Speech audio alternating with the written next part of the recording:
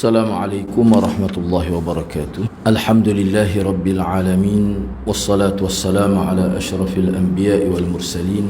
Nahmaduhu wa nasta'inuhu wa nastaghfiruh. Wa na'udzu billahi min shururi anfusina wa min sayyiati a'malina.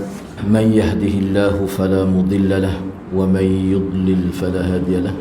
Rabbi shrah li sadri wa yassir li amri wahlul 'uqdatam min lisani yafqahu qawli. Amma ba'd. Alhamdulillah, bersyukur kepada Allah Subhanahu wa taala kerana dengan izinnya dapat sama pada pagi ini. Insya-Allah pada pagi ini kita akan sambung perbincangan 50 kaedah kehidupan yang dipetik daripada ayat-ayat Al-Quran.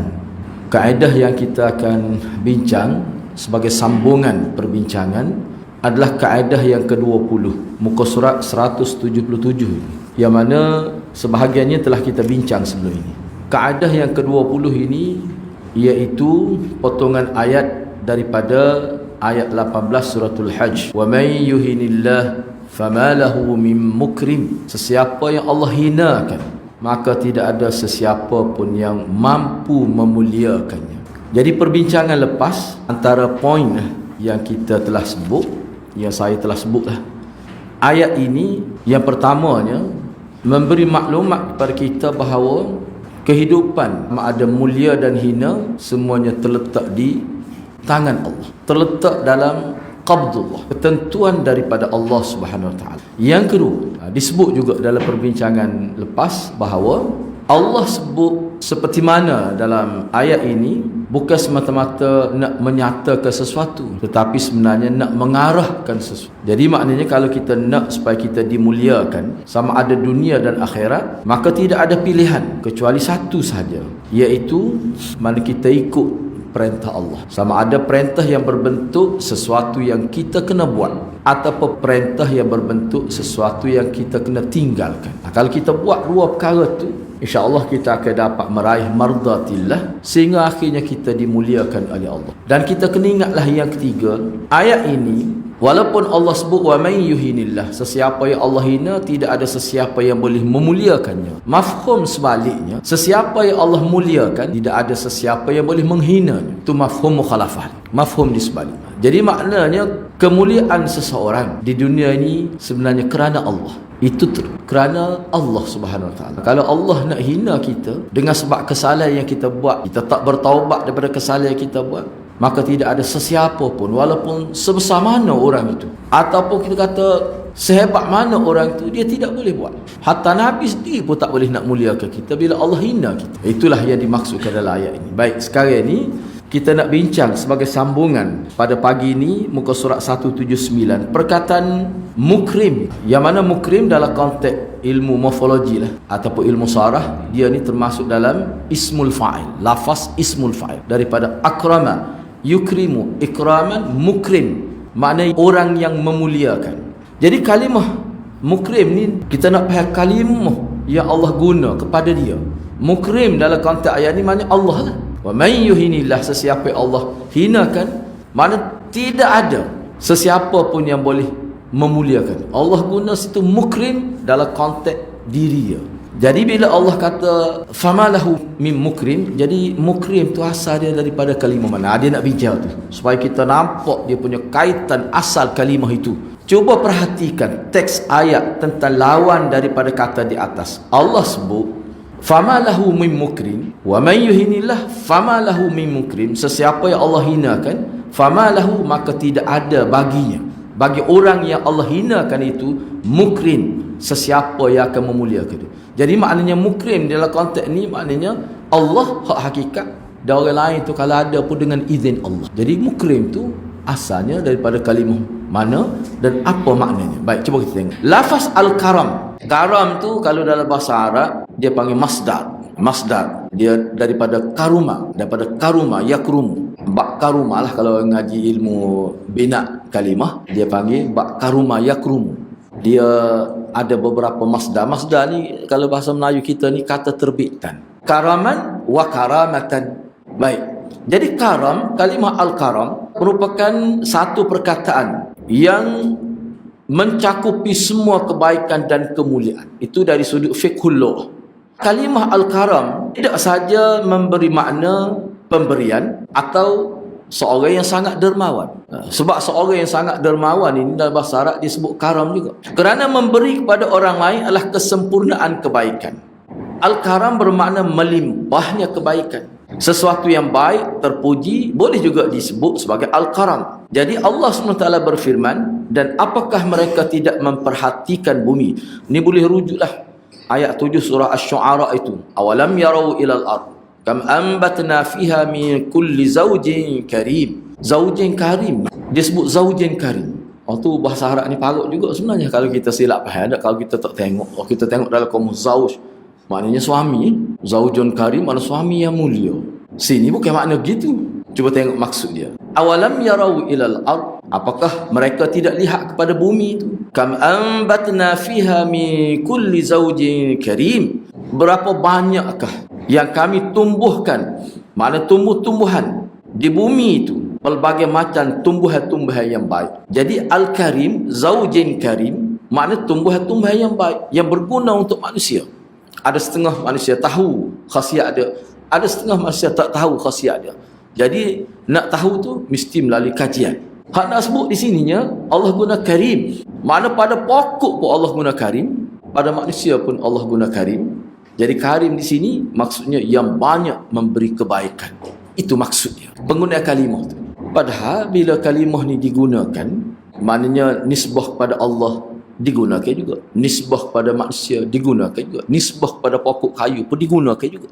Sebab tu ana sebut untuk mudah faham, bila nisbah pada Allah dia bersifat mutlak, pemuliaan yang mutlak.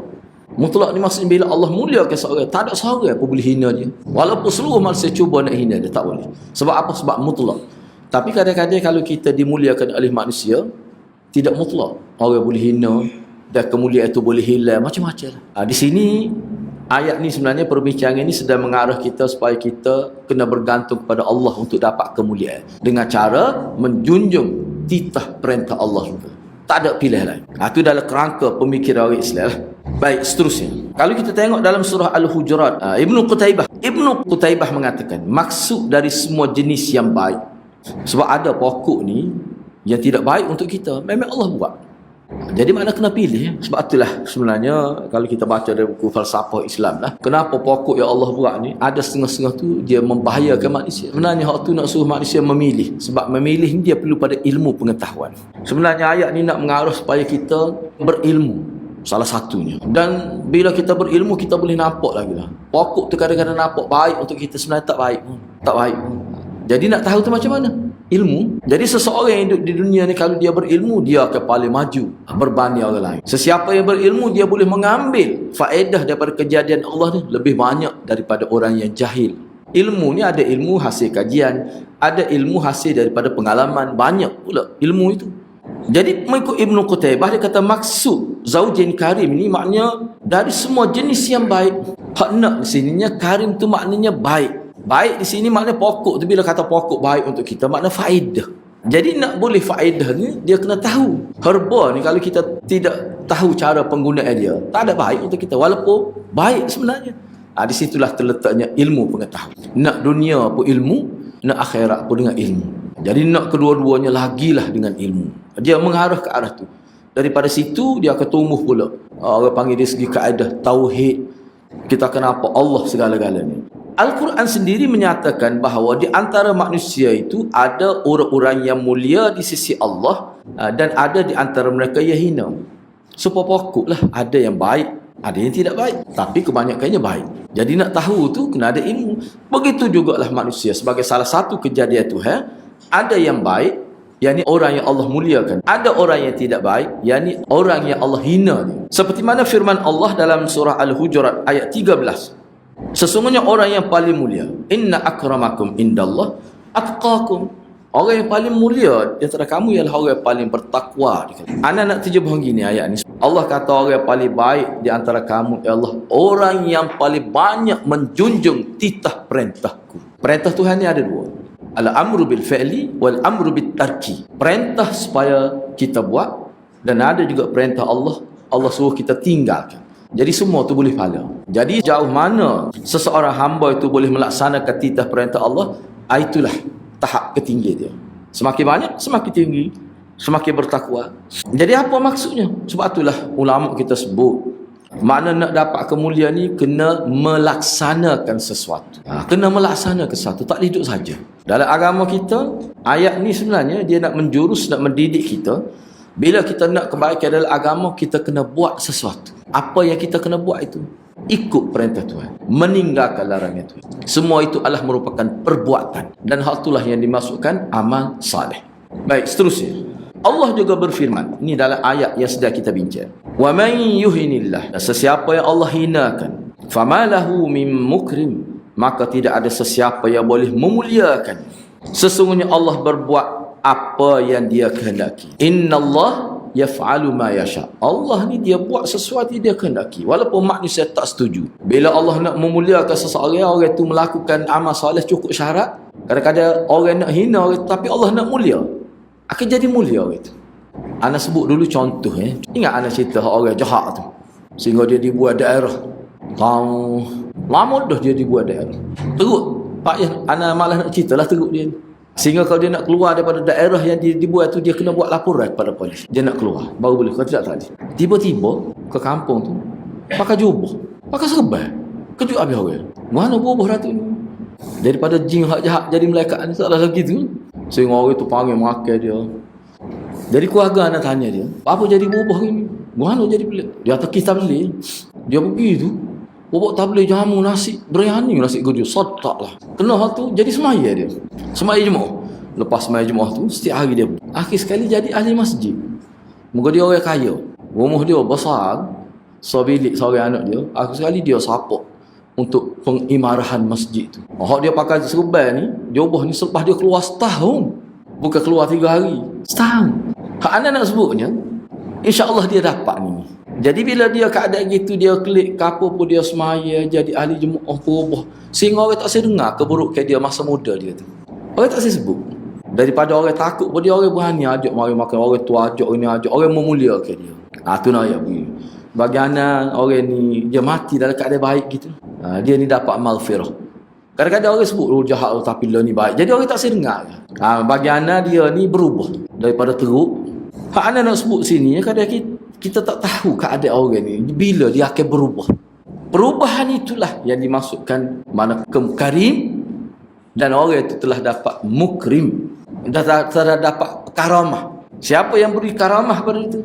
Allah Subhanahu Wa Taala. Akhir sekali, gitu. Hidup dia, keluarga dia pun. Maknanya anda tengok anak-anak dia pun cikgu kerja. Ada anak dia. Itu kita lemah tu anak jadi tu pelik. Cikgu pula nombor 1 dalam matematik. Hak ni esko, hak ni macam-macam anak dia jadi. Orang kagum dengan ni. Sebab itulah hadirat, nak dapat kemuliaan Allah ni kita boleh usahakan. Perkara yang boleh diusahakan. Kalau nak dapat kemuliaan Allah ni di luar bidang kemampuan manusia, Allah tidak sebut gini. Mana bila Allah sebut, sesiapa yang Allah nak hina, tak ada siapa boleh memuliakan. Mafhum mukhalafah, siapa Allah nak muliakan, tak ada orang boleh hina. Maknanya perbuatan nak dapat kemuliaan itu boleh diusahakan melalui perbuatan-perbuatan yang disebut oleh Nabi. Baik. Di sini dia sebut contoh, menyekutukan Allah adalah gambaran yang paling jelas bahawa seseorang hamba menghinakan dirinya sendiri. Ia menjatuh dirinya ke lembah kenistaan. Apa tu? Syirik, perbuatan yang paling menghina manusia. Sebab dia merendahkan diri. Lagu mana dia merendahkan diri dia? Kita tengok orang yang syirik ni, orang jawatan besar, orang kaya, kadang-kadang orang mereka antara bangsa diiktiraf. Dulu anda sebut contoh seorang nama Utan ni kan? Dia pernah jadi SUPBB. Hebat. Orang Burma. Beberapa PhD dia dalam bidang-bidang yang berbeza. Hebat. Orang Burma. Tapi semua lembu. Kan? Dari segi akidah dia tak lagi cerdik, tak mampu nak urus manusia sepenuhnya. Akhir sekali secerdik itu dia tak boleh nak faham tu semua lembu. Dia semua lembu, orang Hindu. Jadikan lembu sebagai makhluk suci. Ada juzuk lembu tu dia letak di tubuh dia. Apa jadi lagi? Sebab tak ada bimbingan wahyu. Akal semata-mata dia tak cukup untuk manusia. Zahirnya dunia nampak cerdik, tapi bila masuk bab agama, sedangkan agama tu fitrah manusia, dia jadi lagu tu. Dan dia rasa tenang seolah-olah begitu. Hina lah tu. Tu maksud hinanya. Jadi dia sembah sesuatu yang lebih hina daripada dia. Lembu tu mana mulia dengan manusia. Setengah tu sembah batu yang diukir. Dia ukir batu tu dia sembah. Tak hina tu. Hina. Sebab itulah Syirik ni sebenarnya hina. Itu dari sudut tu. Dari sudut lain, hinanya syirik ini, ni anak sebut supaya anda tak boleh nampak. Dari sudut lain, hinanya syirik ni kerana dia tak ada sifat mengenal budi. Dia tak boleh nak beza. Allah yang beri segala-gala pada dia, tiba-tiba dari sudut sembah, dia tidak sembah Allah sepenuhnya. Itu tidak kenal budi. Sebab tidak kenal budi ni, mana-mana manusia pun benci. Manusia boleh faham tidak mengenal budi ni, manusia yang tak ada kualiti, itulah syirik. Yang ketiga, syirik ni dianggap paling hina dalam bab-bab dosa besar ni kerana dia cabar Tuhan yang mencipta dia. Tak pada lagi Tuhan tengok, tak pada lagi Tuhan buat, nak suruh orang lain tengok juga. Hak tu pun hak kita panggil syirik khafi tu lah. Nak suruh orang tengok supaya puji, tak pada lagi Tuhan tengok, tak pada lagi Tuhan puji, tak ada lagi. Nak suruh orang juga tengok. Akhir sekali Tuhan kata di akhirat esok mungkin minta pahala dengan orang itu. Itu maksud dia. Baik, demikian juga maksiat lain selain daripada syirik, menjadikan seseorang manusia menjadi hina dina. Jadi kehinaan ini disebabkan oleh kehinaan dosa itu sendiri, dan kehinaan pelakunya disebabkan maksiat yang dilakukan. Kena ingat antara, kena masuk dalam kepala kita konsep agama kita ni, seorang itu jadi hina kerana orang panggil langgar hukum. Langgar hukum Allah tu jadi hina. Sebab tu kadang-kadang kita tengok ni dalam pemerhatian lah, anak pun cuba tengok juga lagu mana. Sebab ada setengah orang tu, orang sanjung dia, tapi kecek dia kasar. Ada ulama tu kalau dia sebut tu kasar sama dia. Kadang-kadang benda-benda khilaf dia kata gini hak tu. Orang kata gini, jenis hak tak boleh tu. Padahal ulama juga kata gitu. Ada jenis lagu tu. Ada. Tapi dia ni dalam agama dia sanggup tak akal kerana agama. Allah mulia kayaknya. Tapi hak kasar tu ulama kata mana? Hak tu dia dengan Tuhan, suruh Tuhan. Tapi kelebihan dia sanggup kering untuk agama. Pulaknya. Jadi ada kelemahan peribadi seorang. Itu biasa boleh berlaku. Janganlah kita kata orang ni bila hebat ni hebat semua sudut. Kecek pun doknya ada buat salah manusia. Tapi jasa dia. Sahabat Nabi ada, Nabi sebut kerekuk ni. Tapi Nabi kata dia pergi tak tinggal. Dia maksud Nabi sebut. Nak yang kelemahan ni ada manusia. Tapi kebaikan dia tu. Orang yang tak kedekut kadang-kadang nak apa? Benda-benda gitu kena tengok. Jadi manusia jangan tengok dari satu sudut. Ada seseorang orang tu kecek nyekit. Tapi bak tolong orang dia lah. Tapi kelebihan dia, orang akak tanya. Memang lebih. Jadi orang lagu ni kita kena pandai guna. Tempat ni jangan bawa dia. Ke tempat ni kita bawa dia. Lagu tu lah. Hidupnya dia. Nak cari sempurna belakang sepuluh saya nak bakar tak. Kita pula lihat lagu tu. Hak kita dibincang ni bukan hak tu. Hak kita dibincang bukan kekurangan lagu tu. Hak ni maksiat. Langgar perintah Tuhan. Bukan jenis perangai kritik, perangai jenis kedekut. Bukan yang kita bincang. Ni pelanggaran hukum Tuhan. Melakukan dosa besar berterusan. Tak bertabat. Hatu yang kita bincang ni. Orang ni akan dihina oleh Allah kalau tak bertabat. Sebab itulah kita tengok di sini Ibnul Qayyim rahimahullah ketika dia buat komentar tentang kaedah Al-Quran di atas. Mana ayat ni lah sebagai satu kaedah kehidupan. Kalau nak mulia, berapak dengan Tuhan. Taqarrub ilallah dengan melakukan amal-amal salih. Semasa bincang ayat ini dan dia berbicara tentang pengaruh buruk, implikasi buruk daripada maksiat yang dilakukan oleh seseorang, dia kata gini. Ini antara kata-kata hikmah daripada Ibnul Qayyim. Dia kata maksiat menjadi sebab hina dan rendah nilai seseorang di sisi Allah Subhanahu Wa Taala. Ini kaedah ni. Maknanya perbuatan maksiat ni apa dia? Dia adalah maksiat ni. Kalau kita, sebab tu ana guna bahasa mudah, maksiat ni pelanggaran hukum Allah. Tu maksud maksiat di sini. Sebab tu kalau kita guna orang langgar lampu merah kita kata dia telah melakukan maksiat, tak tepat lah. Dan konteks istilah kita baca. Bila kata maksiat seperti yang disebut oleh Ibnu Qayyim, dia kata maksiat menjadi sebab. Maksiat di sini secara istilah maknanya pelanggaran hukum Allah. Tu kena tahu. Tu mana maksiat. Jadi hukum Allah ni ada hukum yang besar, ada hukum yang kecil. Hukum yang paling teruk juga dia. Orang panggil syirik tu lah. Langgar tu itu langgar hukum yang besar. Sehingga hilang habis segala kebaikan. Kalau mati dalam keadaan tak bertaubat dengan pelanggaran itu, mati dalam keadaan kekal dalam neraka. Nauzubillah min dzalik. Jadi kaedahnya bila bincang kesimpulan yang dibuat oleh Ibnu Qayyim, maksiat menjadi sebab hina dan rendah seseorang di mata Allah. Hasan Basri, tokoh tabi'in, mereka menjadi hina kerana mereka melanggar perintah Allah. Pada sekiranya mereka mulia, maka pasti Allah memuliakan mereka. Sini ni, kalau anak-anak terjemah gini lah. Mereka menjadi hina kerana mereka bermaksiat kepada Allah. Pada sekiranya mereka patuh, syariat, patuh pada Allah, pasti Allah muliakan mereka. Itu jemaah dia sebenarnya. Jika seseorang menjadi hina dan rendah pada pandangan Allah, maka tidak ada seorang pun yang dapat memuliakannya. Ini masalah besar ni hadirin. Mana kita ni, kalau kita ni dihina oleh Allah, kena ingatlah bila sebut dihina maknanya pelanggaran terhadap hukum Allah dan tidak bertaubat daripada itu. Itu maksud dihina. Cuma setengah ulama kata dihina yang dimaksudkan di sini bukan semata-mata buat maksiat, tidak. Kebanyakan ulama dalam huraian wa may yuhinillah, hina di sini makna orang yang musirrun ala dzun la yatubu ilaih. Seseorang yang berterusan melakukan maksiat dan dia tidak bertaubat kepada Allah. Hidup dia dalam maksiat. Sebab maksiat ni, kalau kita baca buku Tazkiyatun Nafs, maksiat yang tidak bertaubat ni dia berkembang. Maksiat ni akan mati bila kita bertaubat. Bila bertaubat dia akan terhenti maksiat, dia tidak berkembang. Sebab tu musirrun ala dzunub, berkekalan melakukan dosa, dia berkembang, maknanya isyarat pada dosa yang berkembang. Sebab tu dia ada istilah dalam mana orang yang melakukan maksiat kepada Allah dalam keadaan berterusan, dosa dia tu bersifat ihatah. Ihatah ni mana meliputi, daripada ke bawah tapak kaki pun ada lagi dosa, meliputi, dia diselubungi oleh dosa. Setengah ulama kata ihatah ni, bila kata seorang itu dosa dia sudah mencapai peringkat ihatah, dia nak bertaubat payah. Sebab hati dia ni qalbun mayyitun, hati dia telah mati, tetapi dia masih ada peluang, tetap ada peluang, tapi payah. Setengah ulama kata boleh jadi hak inilah yang dimaksudkan Allah cak dia tu pelaku dosa, boleh jadi. Itu mana ihatah. Setengah ulama kata bila seorang dosa dia sudah ihatah, meliputi dia, makna dia ni hakikatnya sudah jadi kafir. Ada juga setengah ulama kata gitu. Semua ni kerana musirrun ala dzunub, tak bertaubat daripada dosa. Sebab tu hadirat kita kena bertaubat semua, istighfar semua. Sebab bila kita istighfar, kita akan teringat pada dosa kita. Teringat pada dosa ni sangat bagus dalam kehidupan seorang Muslim. Sebab itulah ulama kata beza istighfar dengan taubat ni. Istighfar ni tazkirah untuk bertaubat, pendahulu muqaddimah kepada taubat. Buat dosa, astagfirullah, lepas tu taubat. Taubat tu maknanya rukun taubat, menepati rukun taubat. Itu orang panggil fungsi istighfar. Kita mohon, sebab Allah ni bila kita mohon keampunan kepada dia, tidak maaf selalu.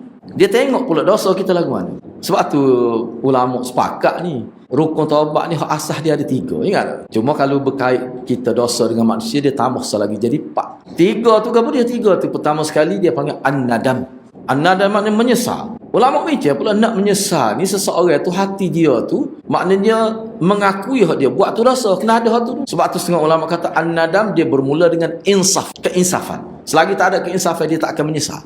An-nadam mana menyesal atas kesalahan. Yang kedua dia panggil al-iqla'.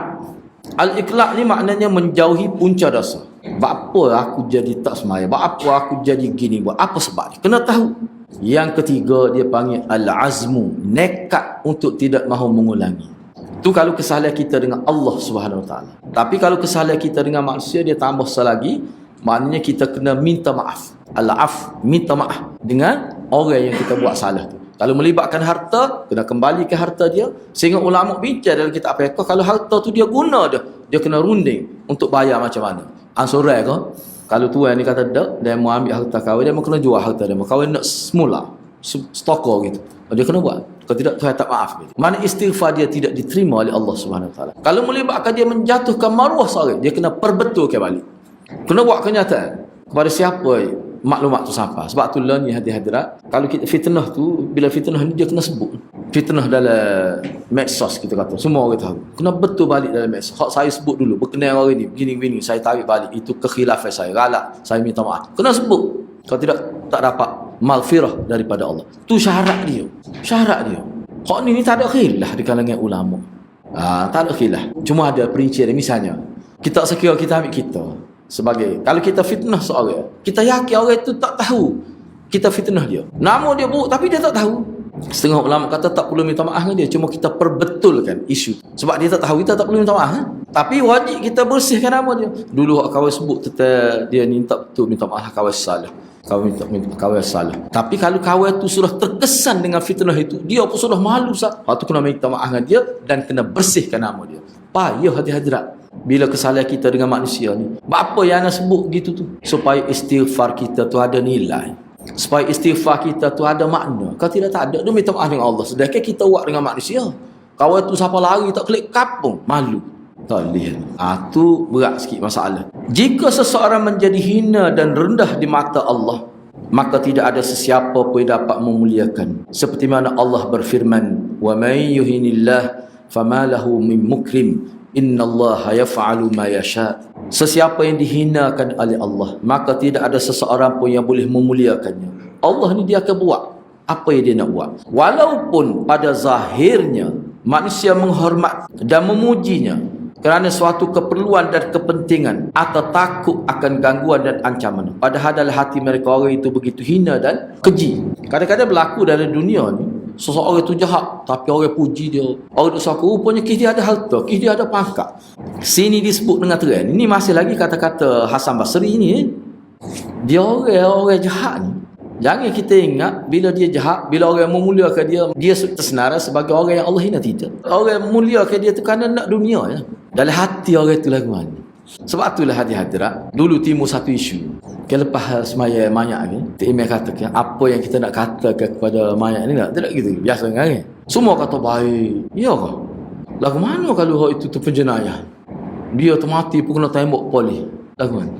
Jadi sebab tu setengah ulama kata hak tu sebenarnya bukan zahir gitu maksudnya hadis ni. Maksudnya kita kena sebut yang baik-baik bila dia meninggal dulu. Sebab manusia yang jahat ni hadirat, kadang-kadang 2-3 kas orang jahatnya. Kadang-kadang setengah orang tu orang panggil jahat saja kejahatan dia. Kadang-kadang hak dia buat baik 2-3 hari. Dengan sebab dosa hak berat dia buat tu sah kadang-kadang. Orang tak nampak kebaikan. Tak boleh lagu tu. Tak boleh lagu tu. Maknanya kita kena bui hak dia. Hak baik-baik lah. Lepas tu kalau dia telah dihukum dengan kesalahan dia, kalau nak sebut tu tadi, sebut hak baik-baik. Tu maksud dia hanya.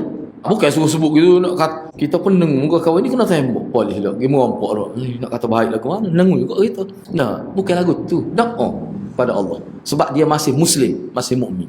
Apa yang anda nak sebutkan di sini? Bahawa seseorang yang dikatakan hina dalam konteks ayat ni, mana hak ni hina dalam bentuk hak hakiki. Hina hak sebenar. Kadang-kadang hak kita nampak orang mulia ke dia. Padahal dia ni teruk perangannya. Kacak penipu. Tipu orang ni. Kadang-kadang guna dengan watak agama, menipu sebagai contoh. Tiba-tiba nampak, okey dia, baik. Kita hak juh-juh ni kita kata tak? Tak ada orang puji gitu.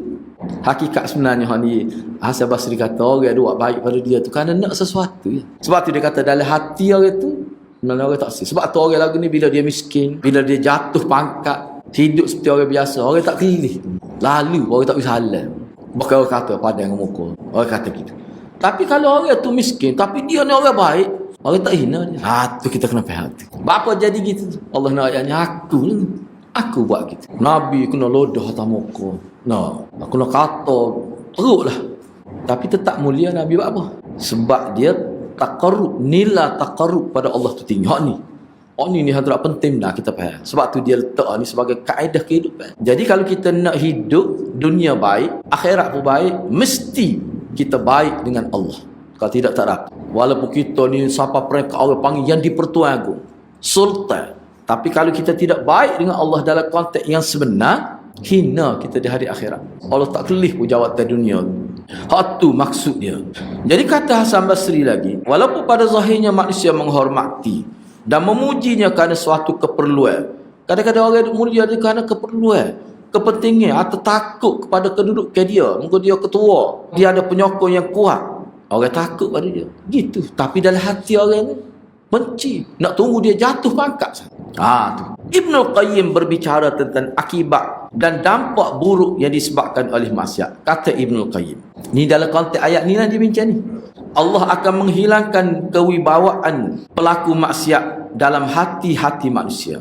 Direndahkan dan dihinakan kerana sebab ia menghina dan memandang remeh peraturan Allah SWT. Perintah di sini mana peraturan. Jika seseorang mencintai Allah, maka orang itu pun akan dicintai manusia. Jika dia takut pada Allah, maka ia pun akan disegani oleh manusia. Jadi, ana sebut tadi bahawa seseorang itu bila dia buat maksiat, ulama kata Allah tak hina selalu. Sebab tu ana letak tadi musirun ala zunub tu, berkekalan melakukan dosa. Bayangkan dosa dia buat tu berpuluh tahun. Ni baru kena. Itu kebanyakan ulama sebut itu. Buat sekali Allah tidak hina selalu. Apa peluang bertaubat? Yang ni musirun ala dzunub. Teruk dia. Kena berhati-hati. Misalnya, Profesor Dr. Said Al-Hilali dalam buku kecil dia, dia mari dua riwayat. Nak ayat ni? Nak ayatnya manusia ni bila dia buat dosa berkali-kali, lepas tu taubat dia pun bukan nasuhah lah, Tuhan tak terima taubat dia. Ingat cerita ya, kisah orang berdusta dan kisah orang yang minum arak. Kisah yang berdusta ni Nabi kata ada seorang itu berdusta, kemudian dia bertaubat, Tuhan terima. Siapa kali kelima? Dusta, taubat, dusta siapa kali kelima? Nabi kata bila dia bertaubat untuk dusta kali kelima, Allah tak terima taubat dia. Bahkan lebih parah lagi dalam riwayat tu, Allah cak dalam buku amal dia kazab, pendusta. Pendusta besar lah kazab ni. Jadi ulama ulah lah hadis tu. Maksudnya ada setengah manusia ni, orang yang telah dicak dalam buku amalan dia ni dicak sesuai dengan perbuatan jahat dia tak bertaubat. Kalau hak minum arak tadi dah lekih gitu, hak minum arak bertaubat, akhir sekali dia dicak mudminul kham, peminum arak tegar. Ulama kata orang yang sudah dicak begitu, perbuatan tu dia tak bertaubat tu, dia nak berubah payah. Nak berubah payah. Kesusahan nak bertaubat ujian kepada dia. Hak tu berat dia. Hak tu berat. Nauzubillah min zalik. Semua dosa gitu keadaan dia. Nauzubillah. Ingat dah Hana sebut. Dia masa sekolah lagi dia ni. Kecek dia pelaut. Masa sekolah menengah kita tak percaya dia. Siapa kalau kecek sama kita, kalau siapa dia ayat cerita ni, kalau kawan tu ayat, orang kata gitu lagi. Siapa sekarang ya gitu lagi. Selepas Covid tu Hana jumpa dia. Kita pun kecek-kecek ada janji nipu lagi. Anak kata tak berubah lah Datuk ni. Na'udzubillah min zalik. Tu kita pun teringatlah cerita masa sekolah. Benda-benda lagi tu Ana sebut tu satu contoh. Takut kita ni ada penyakit tu, cuma bukan dalam bentuk dusta, dalam bentuk lain. Kena semak tu. Sebab dia kesal sangat buruk. Sebab ulama kata kalau kita tak berubah, Allah akan hina kita. Sebab Allah ni dia tidak kata payah basa, dia tidak kata nak menzalim manusia. Dia bila Allah kata dia akan hina, mana orang ni memang patut dihina. Patut dihina. Kadang-kadang anak pun tak faham. Kita kata gapo dia lah Abu Sufyan buat seteruk temu siapa dia jadi berubah jadi baik. Orang lain setengah-setengah tu tidak. Abu Jahal tak. Buat darah Nabi pun setengah-setengah tu tidak. Tengok kita kata Abu Lahab. Tapi Abu Sufyan gapo dia buat apa? Itu kita faham. Kita tak faham. Sebab tu ulama kata ni termasuk perkara gaib. Sebenarnya hati manusia kita tak tahu. Sebab tu kita tak boleh buat keputusan atas manusia ni. Tengok Sarah Abu Sufyan berapa kali Nabi nak bunuh Nabi. Ada setengah-setengah penduduk Mekah tu lepas Nabi mati baru beriman. Maknanya Nabi dakwah dia berpuluh tahun. Terbuka hati nak beriman selepas Nabi wafat. Hana awak kan? Jadi hakikat sebenar lagu mana. Sebab itulah Hana bui atas nama peringatan, janganlah kekal di atas dosa. Bahaya. Sangat bahaya. Itu maksud dia. Hak ni sebagai mukaddimahnya Ibnu Qayyim sebut, bila seseorang melakukan maksiat, maksudnya dia berterusan melakukan maksiat, Allah akan menghilangkan kewibawaan dia pada pandangan manusia. Orang tak rasa dia ni sebagai orang yang hebat. Hilang kewibawaan pada pandangan manusia. Direndahkan dan dihinakan kerana sebab ia memandang remeh titah perintah Allah. Jika seseorang benar-benar cinta kepada Allah, maka orang itu pun akan dicintai oleh manusia. Jika dia takut, benar-benar takut pada Allah, dia akan disegani oleh manusia. Jika dia mengagungkan Allah, manusia akan memuliakan dia. Bagaimana mungkin seorang hamba mengkehendaki kemuliaan padahal dia merendahkan kehormatan. Kehormatan sini makna maharimullah, sesuatu yang Allah haramkan. Sesuatu yang Allah haramkan tiba-tiba dia langgar tu, macam mana Allah nak memuliakan dia? Di sini hadirat kena tulislah. Sumber kemuliaan itu Allah. Tu kenapa ayat tu? Sumber kemuliaan. Manusia tak ada sumber itu. Sumber kemuliaan ini adalah daripada Allah Subhanahu Wa Taala. Sebab itulah kita tengok dalam hadis, orang kafir yang baik pun dapat kemuliaan juga. Cuma atas dunia saja. Jelas hadis ni berlaku satu fenomena. Hak ni ada disebut dalam 52 hadis hak gharib, kanji hak pelik tapi sahih. Yang ditulis oleh Profesor Dr. Umar Sulaiman Ashqar. Yang mana hadis tu direngkahkan jadi 40 hadis oleh Dr. Zahiruddin Zabidi. Situ dia ada sebut, orang kafir ni ditunjukkan oleh Allah, orang kafir yang baik. Tapi dia mati keadaan kafir. Mana kebaikan dia tu Allah tunjuk. Ni sepatut pahala dia dapat. Besar gunung, kemudian hilang. Jadi debu-debu, hilang di udara. Dipusat oleh angin. Nak ayatnya kalau dia beriman, kebaikan dia tu jadi pahala. Sebesar itulah. Sebab itulah ulama kata orang yang kafir, orang tak beriman, tetap Allah beri kebaikan di dunia. Bila dia buat baik, tetap dapat. Cuma kebaikan secara duniawi sahaja. Itu memang dapat. Antaranya, maju dalam perniagaan, dihormati oleh orang, itu kebaikan dunia. Tapi di hari akhirat dia tetap kekal dalam neraka. Tapi tidaklah sampai ke mereka asfal minan nar. Tidak sampai situ. Asfal minan nar ni kafir, hak jahat, hak munafik. Baik, seterusnya Allah telah mengisyaratkan hal ini dalam Al-Quran ketika menyebutkan akibat dari dosa yang dilakukan seseorang hamba, bahawa Allah akan menghina mereka, menutup hati dan mengunci hati-hati. Ni takut, na'udzubillah, minta berlindung lah. Allah kunci hati. Ulama huranya ni, apa maksud Allah cap hati manusia? Apa maksud Allah kunci hati manusia? Maksudnya hak buruk tu tak boleh keluar, hak baik tak boleh masuk. Itu makna Allah khatamallahu ala qulubihim. Maknanya benda baik tak boleh masuk dalam hati, tak boleh menembusi hati. Benda jahat tak dapat keluar. Jadi hak duduk dalam hati hak jahat-jahat. Perangai-perangai buruk saja. Perangai baik tak boleh masuk. Baca ayat Quran tak degil lagi. Na'udzubillah. Teruk tu kalau sampai tahap tu. Allah juga akan melupakan mereka pada hari akhirat. Di hari akhirat Allah tak cara, Allah tak tengok pemuka. Dalam riwayat mana Allah kira dia ni tak ada nilai sikit lah bu. Menyia-nyiakan mereka seperti halnya mereka dulu menyia-nyiakan dan melupakan seruan Allah supaya berbuat baik. Seperti mana mereka lupa pada Allah, Allah akan lupa pada mereka. Kalau hadis Nabi, itulah ihfazillah yahfazka. Mujagalah agama Allah, hukum halal dan haram, Allah akan jaga. Bila dia ni jaga Nabi, hebat tak jaga Nabi. Bayangkanlah dalam musafir, dalam riwayat tersebut, Nabi ngatuk tengah malam, Nabi jadi belok tu, dia pergi tokak bahu dia, dia pergi pegang, dia jalan sepanjang malam dia pegang Nabi. Nabi nerah, Nabi kejut. Nabi tengok ada orang duk pegang dia. Nabi kata, siapa dia gelak? Dia kata, saya Abu Qatadah. Nabi kata, bila lagi mu duk pegang aku supaya aku jadi tegak atas unta ni? Nabi ngatuk. Dia kata, sepanjang malam saya buat gini. Abu Qatadah kata. Nabi kata, aku doa supaya Allah jaga engkau seperti mana engkau jaga Nabi Allah. Oh, lama bahasannya. Hebat dia ni. Antaranya, dia umur mati umur 70 lebih. Mata ceruh orang muda. Lepas tu tubuh dia ni orang muda. Pergi perang umur 70 lebih, perang tu orang muda. Kekuatan fizikal dia. Ingat dia kuat, cerdik, Abu Qatadah. Dan seorang yang sangat hebat. Keturunan dia pun ahli ilmu saja. Menjadi tempat rujuk para sahabat dia. Umur 70 lebih mati. Itu berkat doa Nabi. Nabi kata Allah akan jaga engkau seperti mana engkau jaga Nabi Allah. Hadis ni termasuk hadis targhib dan tarhib. Targhib ni mana satu motivasi supaya kita jaga agama. Tarhib ni maknanya supaya kita kawal perbuatan kita. Janganlah buat dosa. Kalau buat juga bertaubat dengan segera. Itu makna tarhib dan tarhib. Ni hadis ni. Ayat yang kita baca, perbincangan kita ni. Baik, kerana itulah Allah berfirman, sesiapa yang dihinakan oleh Allah, tidak ada seorang pun yang boleh memuliakannya. Sesungguhnya Allah berbuat apa yang dia kehendaki. Artinya, ketika mereka enggan sujud pada Allah. Sujud sini ni dengan makna umum, bukan makna semaya saja. Kita boleh terjemah gini, ketika mereka enggan patuh kepada Allah, bahkan merendahkan dan meleceh perintah-perintah Allah, maka Allah akan hina dia. Setelah itu tidak ada seorang pun yang memuliakannya.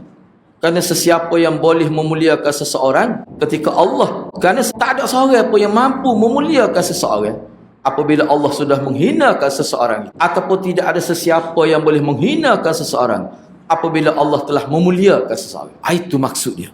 Jadi maknanya ke dia ni, huraian dia ni, kita kena bergantung pada Allah. Nak dapat kemuliaan, kita kena bergantung kepada Allah dengan melakukan amal salih.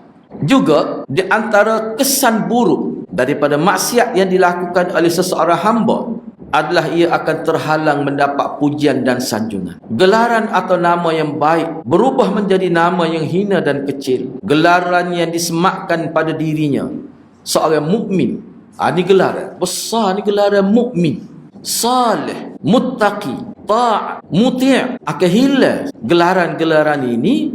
Bahkan dia akan disebut sebagai muznib, asin, munharif dan seterusnya. Muznib pelaku dosa, asin pelaku maksiat, munharif penyimpan daripada kebenaran pergi pada kejahatan. Asalnya kalau nak kira gelaran dia asalnya mukmin, salih, muttaqin, muti', hilang semua tu.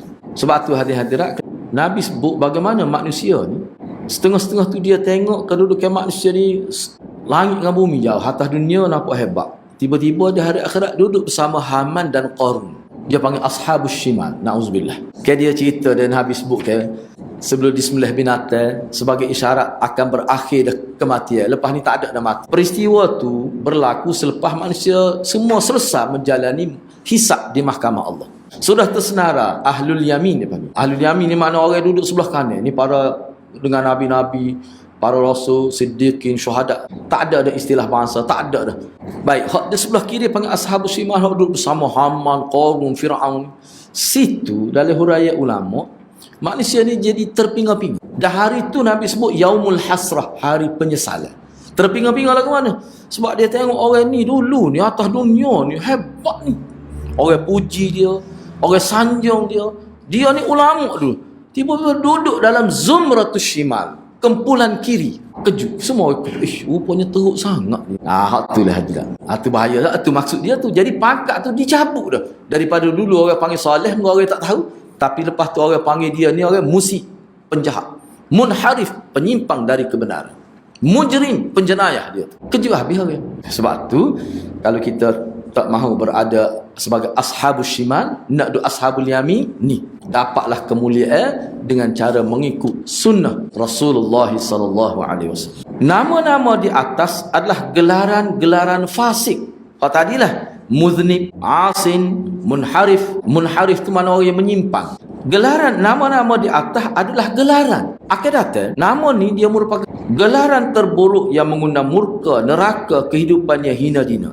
Sementara mukmin, saleh, muhsin, muttaqin dan muti' ini adalah gelaran yang mengundang keredaan Allah, syurga dan kemuliaan dalam pandangan manusia. Jadi kalau atas dunia kita boleh mengekalkan hak ni sampai mati, boleh mengekalkan gelaran mukmin, saleh, muhsin, muttaqi dan Allah panggil muti', kita boleh kekal ke hak tu, insya-Allah kita akan dapat redha Allah, dapat syurga, dapat kemuliaan pada pandangan manusia. Tidak ada yang dapat menghalangi apa yang Allah beri dan tidak ada yang dapat memberi apa yang Allah halangi. Tidak ada yang dapat mendekatkan apa yang Allah jauhkan. Tidak ada yang dapat menjauhkan apa yang Allah dekatkan. Dan sesiapa yang dihinakan Allah, maka tidak seorang pun yang mampu memuliakannya. Sesungguhnya Allah berbuat apa yang dia nak buat. Dia tak heran ke orang. Dia nak buat gini dia buat. Bila dia tengok orang ni layak dapat karamah, dia akan bagi karamah. Biar tak boleh jalan atas air pun tak apa. Sebab karamah ni ada dapat kemuliaan dari Allah. Dapat kemuliaan. Kalau kita tengok sahabat Nabi, setengah-setengah tu kaki kecil. Ibnu Mas'ud kecil kaki. Tapi ada kemuliaan dia. Ibnu Umar kecil rendah. Antara sahabat rendah. Ayuh dia tinggi. Sayyidina Umar. Tapi berjual. Ana tengok dalam sejarah hidup dia, di antara sahabat yang umur panjang juga dia ni. Dia jadi penasihat. Apa-apa orang tanya dia. Ada orang tanya mengenai bulan Ramadan ni kan. Dia tahu Ustaz, mana lebih baik? Kita semaya di rumah dengan semaya masjid. Sebab masjid ni dia tidak ikut sunnah kata. Jadi kita semaya di rumah, tetap lagi. Dia pun bawalah cerita Ibnu Umar. Ibnu Umar tak semaya masjid. Ada orang bila azan kan, muazzin azan lepas selesai dia sebut lagi salah. Tak ada lagi dengan hayya 'alas salah. Ana ayat dia. Kalau yang tak supaya Ibnu Umar tak apa. Apa dia? 2 kali. Ibnu Umar tak segi semaya masjid, bahkan dia minta orang akak aklik di rumah tu. Lepas tu dia tak lari ke masjidnya. So kena tahu. Yang keduanya, bila Ibnu Umar tak segi masjid, berubah ke tidak masjid itu? Berubah. Ni kita. Ibnu Umar ni dia sahabat. Bila dia kata dia tak segi masjid, ada orang begini, orang tu, kalau kita sebut dalam bahasa orang tu berubah. Mana kekuatan sahabat, bila dia tak segi masjid, orang boleh berubah dengan dia tak segi. Kita ni kalau kita tak pergi masjid, orang berubah ke tidak? Orang kata mojo tak hari ni, suabu. Orang buat kan tak kena, buat kan tak kena. Orang tak berubah. Bahkan kau teruk lagi. Sebab tu kau tanya anak, kita tampil ke sunnah dalam masjid. Al-haq wa zahaqa batil. Kena pakai kaedah itu. Jangan pakai kaedah Ibnu Umar tadi. Ibnu Umar tak apalah kalau dia tak pergi masjid, orang memikir apa sahabat tak semai masjid. Orang akan berubah sebab kekuatan peribadi sahabat. Kita setara mana? Kalau kita gitu juga, ya tak apa boleh. Tapi bagaimana takut tersapat hak tu, kita kena tampilkan amalan sunnah tu. Kita buat. Bagaimana lebih baik gitu. Kalau tidak, pergi sama lah kita. Tak pergi masjid. Pergi sebenarnya. Jadi kita nak beristilah dengan Ibnu Umar tu lain, tak kena kan. Ibnu Umar ni lain. Kita baca sejarah dia. Akhir sekali besar-besar. Contohnya berkenaan dengan anak yatim. Dia gidah di tempat kenduri. Dia tengok tak ada seorang buat anak yatim. Berdasarkan anak yatim di Madinah ni ramai. Sebab ayah dia mati syahid saja. Yatim kerana ayah dia mati syahid. Tiba-tiba pergi tempat kenduri tak ada. Tak panggil anak yatim. Dia klik mula. Dia kata tak berkat majlis tu. Anak yatim berderu tapi tak panggil anak yatim. Lepas tu ada satu kes tu pergi. Dia tengok makanan disediakan untuk dia lain. Untuk anak yatim lain. Dia tak siap. Dia serupa. Kita ni stabil dunia ni kerana anak yatim tu. Tuhan beri keberkatan. Tu dia cara dia. Menyebabkan pandangan masyarakat, khususnya tabi'i, hak baru-baru masuk Islam terhadap anak yatim jadi berubah. Kemuliaan tu. Tak apalah tu. Jadi kita kena tidak takut jadi rugi kita. Rugi.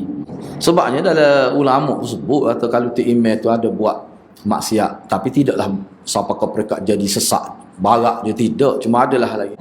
Ahli maksiat pun sah kalau dia jadi tu imam. Sah kita mailah ke dia. Tu ulama semua terima tu. Baik. Dari ucapan Ibnu Qayyim di atas, dia nak cuba nak buat analisa kata-kata Ibnu Qayyim. Ibnu Qayyim kata, kalau sesiapa yang tak ada siapa pun yang boleh memuliakan seseorang apabila Allah sudah menghinanya, dan tak ada siapa boleh menghina seseorang bila Allah telah memuliakan. Pandangan Ibnu Qayyim ini dia menunjukkan kepada makna yang difahami daripada kaedah yang ke-20 ni yang kita sedang bincang, suratul Hajj ayat 18 ini. Ayatnya bahawa sumber karamah itu dari Allah. Sebab tu kalau orang dikatakan wali hebat, tiba-tiba kita tengok dia menyalih syariat, itu tidak wali Tuhan tu. Wali muka lain tu, tidak wali Tuhan, tak mungkin. Perbuatan dia, misalnya dia tak pergi sembahyang jemaah. Ada wali tak pergi sembahyang jemaah, orang tak panggil wali tu. Lepas tu orang duk panggil wali tu, dia tu ustaz. Iyalah, wali muka lain. Tidak wali Allah, tak mungkin. Pakai joboh, pakai subai. Quran sama. Tak pergi main jemaah. Nampak kan?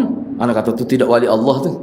Maksudnya sesiapa yang memuliakan Allah dengan cara taat kepada Allah, dengan cara tunduk kepada syariat Allah, sama ada ketundukan itu berlaku secara batin, baik lahir maupun batin. Mana tunduk tu dengan orang panggil dalil luar lah, secara ruh dan secara batin, maka dia akan menjadi hamba yang mulia dan terhormat, walaupun dia dimusuhi oleh orang munafik dan kafir, walaupun dia dibunuh, dicincang tubuh dia, seperti mana sahabat Nabi Kih bin Ma'unah, ingat ada siapa dicincang, muslah, kerak telinga somak alam mulut, kerak hidung somak alam mulut, gelembung mulut. Sedih Nabi tengok, sedih dia panggil muslah itu. Enggak ada sahabat Nabi itu tak mati lagi masa Nabi gini, nyawa ikat waktu sedih. Kan Nabi kunut nazilah setengah kata sebulan, setengah kata 20 hari, setengah kata 40 hari, macam-macam kan sebut. Demikian juga sebaliknya, Allah menggambarkan orang-orang munafik bahawa dia menutup pandangan mereka. Mereka berkata, sesungguhnya jika kita telah kembali ke Madinah, benar-benar orang yang kuat akan mengusir orang-orang yang lemah daripadanya. Padahal kemuliaan itu hanya milik Allah, bagi Rasulnya dan bagi orang-orang mukmin, tetapi orang yang munafik tiada mengetahui. Suratul Munafikun ayat 8 ni berkait dengan peperangan Uhud ni sebenarnya. Kalau kita tengok peperangan Uhud dalam kitab, ayat ni dibawa. Dia ceritanya begini, dia peperangan Uhud ni, popok munafik dia sabotaj peperangan Uhud. Asalnya tentera 1000 orang. Kita letak 1000 lah, walaupun ada kata 1000 lebih sikit. Dia dalam peperangan tu dia sudah pergi, dah sampai di pertengah jalan. Bila berhenti di satu tempat sumber air tu, setengah sebut tu, dan kis ni bagi pada Bani Mustalik pada. So kata Bani Mustalik, ataupun dia panggil peperangan Muraisik. Muraisik ni nama satu sumber air yang berada di kawasan perkampungan Bani Mustalik. Ada situ kan dia cuba provok sahabat. Siapa nak balah antara Aus dan Khazraj, golongan Ansar tu. Golongan Ansar balah dengan Muhajirin. Siapa balah? Apa tu? Popok munafik ni dia buat provokasi. Dia kata Muhammad ni sebenarnya mari sini, dia tahu dah kita tak akan selamat. Tentera musuh 1500 orang. Ramai lah tentera musuh, lebih ramai. Tak sampai 1500 lah, ramai. Padahal tidak pun. Bahkan peperangan Bani Mustalik pun sebenarnya nak kepung. Dia tak mampu nak lawan apa. Tapi dia cuba provok. Akhir sekali jadi balah. Adalah cara dia nak main perasaan manusia ni. Jadi akhir sekali kira-kira dia balik. Bila balik ke Madinah, kita akan tarik sokongan terhadap Muhammad. Mana kita akan hina mereka asing. Bahkan kehinaan itu sampai mereka, kita akan usir mereka. Dia kata gitulah. Sebab tu Allah sebut dalam ayat 8 ni. Jadi dia sebut sini, cuba perhati. Sesungguhnya jika kita kembali, siapa dia kita tu? Kita di sini makna golongan munafik.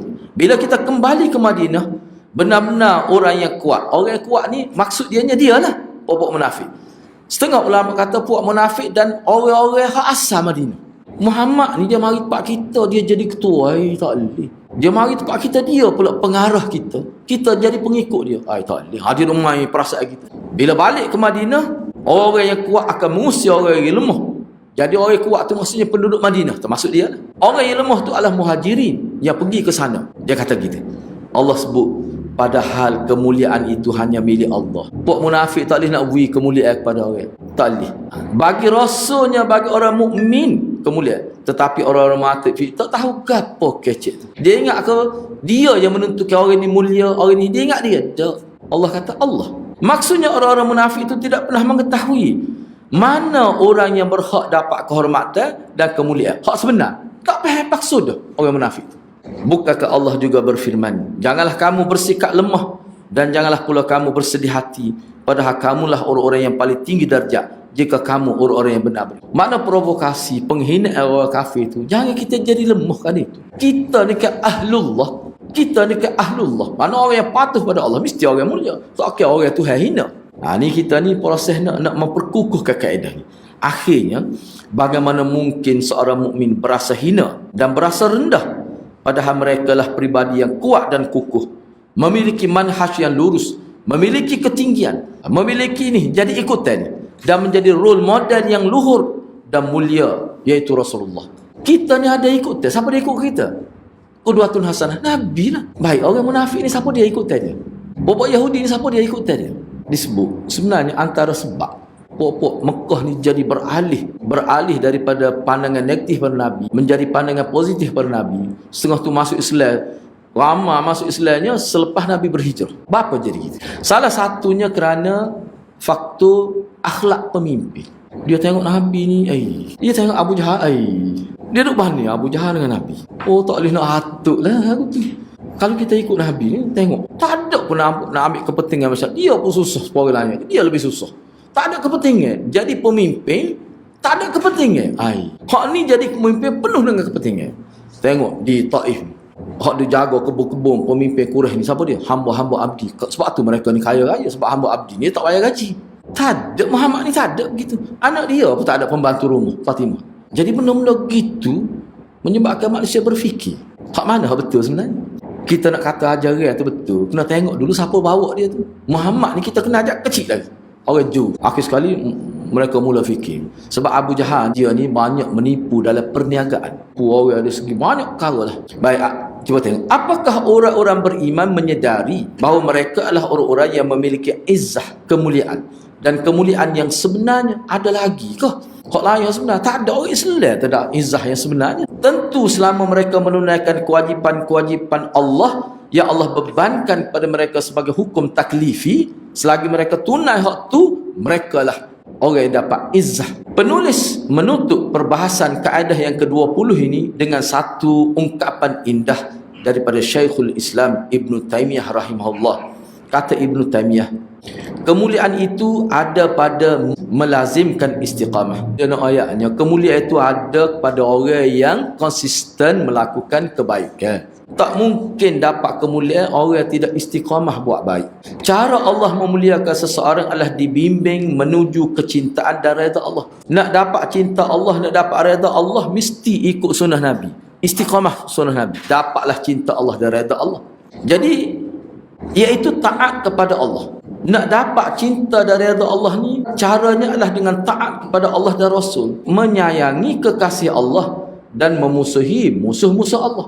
Mereka adalah wali-wali Allah yang disebutkan dalam Quran. Ketahuilah bahawa wali-wali Allah tidak ada ketakutan atas mereka dan mereka tidak bersedih. Itulah ala inna awliya Allah khaufun alaihim. Penulis memohon kepada Allah, semoga Allah menjadikan kita semua termasuk golongan yang dimuliakan Allah.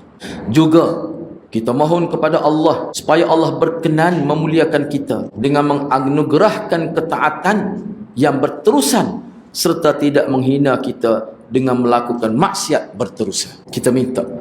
Sebab tu doa tu kena baca semua lah. Allahumma arinal haqqa haqqa warzuqna ittiba'ah. Ya Allah, tunjukkan kepada kami yang benar tu biar kami nampak benar, dan beri rezeki supaya kami minat nak buat kebenaran itu. Kemudian Allahumma arinal batila batila. Ya Allah, tunjukkanlah yang batil itu biar kita nampak batil.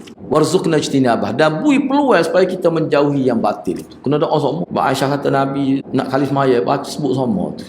Hak bahayanya, hak batil itu dia nampak molek. Itu tazhin minasyayatin. Syaitan ubah jadi nampak molek, benda buruk. Hak tu jadi minat nak buat tu. Tu na'udzubillah min dzalik. Ana pernah jumpa dia ni orang agama, pengajian dalam bidang agama sampai peringkat MA bahagian pengajian Islam lah. Tidak fokus pada hadis. Tapi dia ni bagus dia ni. Kalau anda nak sebut kat antara pokok sunnah juga lah. Dia kena satu penyakit, skin cepat kaya. 100,000 lebih habis duit. Duk tunggu sampai tua. Ana panggil dia, ajak makan meodal gitu. Ada ayat akhirnya gini. Cuba ustaz fikir tak nak sabar ni. Ana pun saya nak mari. Dok ayat mayui 100 riyal boleh sejuta ni. Setelah mata dia setahun. Habis ke kita cerita. Secara logik, secara agama tak ada sistem lagu ni. Habis ayat dari segi logik. Oh tak boleh terima. Akhir sekali nak buh minyak kereta tak boleh habis piti. Tuhan hina dia. Na'udzubillah. Anda sebut secara umum ni. Bila dia buat benda tu berbelas tahun, tak berubah. Tak boleh pun duit. Ana panggil royak tak dengar. Akhir sekali Allah hina. Hina lagu mana? Tak ada duit. Jadi tak ada piti. Nak buat minyak kereta pun minta dengan anak. Anak dia tak sebi. Sebab anak dia pun jumpa anak. Tolong nasihat pada ayah dia ni. Kita nasihat, ayah dia tak piti. Anak dia tak piti. Dia jalan kaki. Lepas tu dia minta piti orang. Tu hina. Padahal dia kaya. Beratus-ribu habis. Sebab apa tu? Sebab kita tidak buat apa-apa berpandu ke agama. Kita sebutlah kaedah baik ni macam mana. Wa halallahu al-bai' wa harrama riba. Lagu mana baik? Lagu mana riba? Kenapa Allah sebut berbeza? Baik jual beli halal. Tapi riba haram. Jadi maknanya Allah tak iktiraf riba itu sebagai satu jual beli. Allah tidak iktiraf riba ni sebagai muamalah dalam Islam. Tak cakap raya. Nak buat mana? Na'udzubillah min zalik. Minta berlindung lah. Kita tak kena penyakit tu kita rasa, tapi orang kena penyakit tu ada cikgu tu siapa pencing. Duk berharap lagi. Na'udzubillah min zalik. Gitu.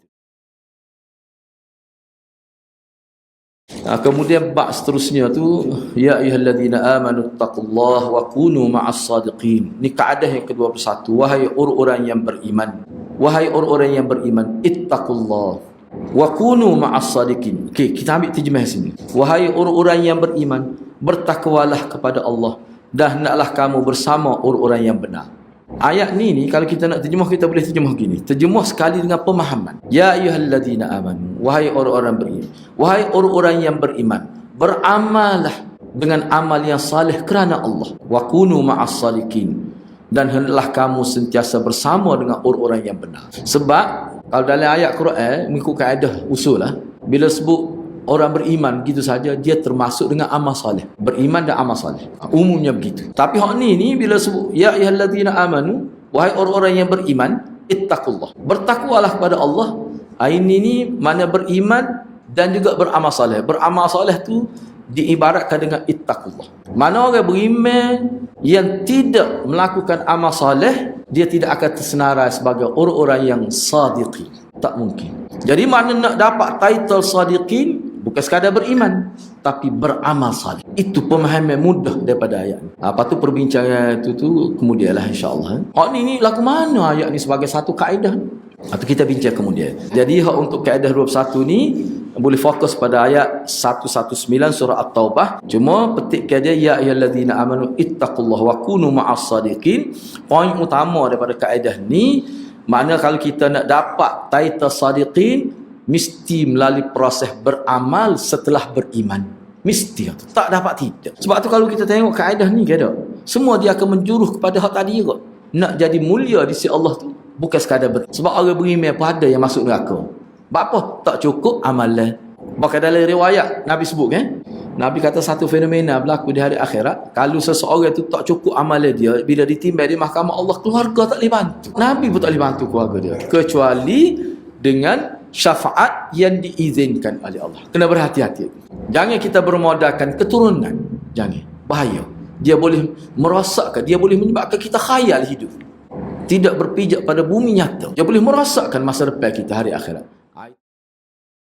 Kadang kita bijak, kita lihat masyarakat kita ni, namanya bulan Ramadan, empat bulan Ramadan, tapi rancangan sunnah itu ketara saja. Jadi apakah kita perlu pedulikan saja dia bulan Ramadan itu? Kalau kita pengen banyak tapi itu pakai lah. Balas kita boleh. Tapi kalau kita berjalan silang-silang untuk hidup menjadi apa jadi? Dia gini sama ada. Bimbang kok kita takut tu makmum kena pecah sekali tu imam kena pecah tu.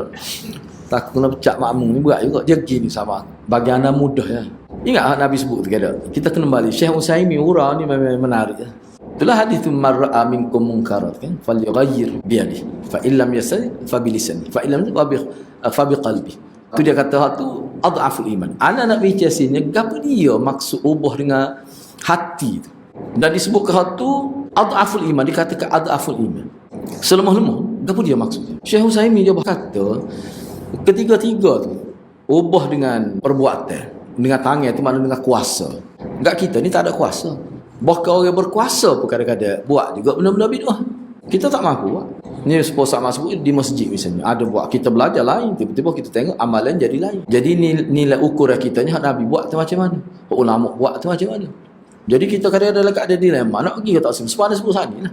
Jadi nak ubah dengan kuasa tentu tak boleh. Lepas tu kalau kita nak sebut dengan lidah pun, sebab ada juga ustaz kata boleh lah tu. Ustaz tu dia setengah-setengah tu gini-gini sebut. Sedangkan kita belajar lain. Ustaz tu kalau kita tanya pun dia kata tak ada dalam Bukhari. Kata tak ada pun, cuma ni ulama kita buat sekadar tu hujah dia. Tak apalah, biarlah. Lepas tu kalau kita nak sebut pun tak mampu. Bahkan kalau sebut jadi perbalahan. Orang pandai saya macam mana, kita pun jadi sakit hati. Kita boleh pergi ke masjid lain, boleh, tak apalah. Masalah ni masjid tu dekat rumah kita. Malah pergi masjid lain, masjid tu pun selesa. Gini sama sepana sebut tadi lah. Kita pergi tapi kita amalkan sunnah. Kita buat sebuah sunnah. Sepana nak buat gitu. Orang bangun ada tak bangun, orang selawat bangun ada tak bangun. Dalam masjid, kat rumah orang tu, kita tanya. Orang tengok belakang. Dia hanya tengok, dia tidak duduk rebeh baru kita orang tengok. Tak saya kata orang. Jadi mana ubah dengan hati ni apa maksud? Ubah dengan hati ni maksudnya kita tidak beri sokongan kepada amalan. Sama ada sokongan dalam bentuk kebendaan ataupun sokongan dari segi moral. Tak. Benci dalam hati juga bermaksud maknanya kita tekal di atas mengamalkan sunnah di tengah-tengah masyarakat. Kita buat. Jadi kalau kita tak pergi ke masjid, orang tak nampak. Sekali-kali bila orang nampak kita buat sunnah, orang akan kecek. Kecek tu kadang-kadang dia jadi muzakarah. Kadang-kadang dia tanya lagu mana tu. Ada pernah. Jadi buat sunnah. Ada siapa orang sebut orang sebut nama dia gini. Siapa ada ada orang fitnah dia ustaz ni siapa dia bakar kitab apa ni Ihya Ulumuddin. Ana tanya ustaz tu tak ada bakar. Molek-molek mana alim mari. Jadi dia cuba bila dia tanya ana hasil tu kita sebutlah. Kita kata sebenarnya hak dia buat tu hak saya belajar pun dalam zaman Nabi begitu juga. Nabi semaya fardu 5 waktu setiap hari. Sunnah jelas sunnah. Begini kita cerita lah. Tu ya.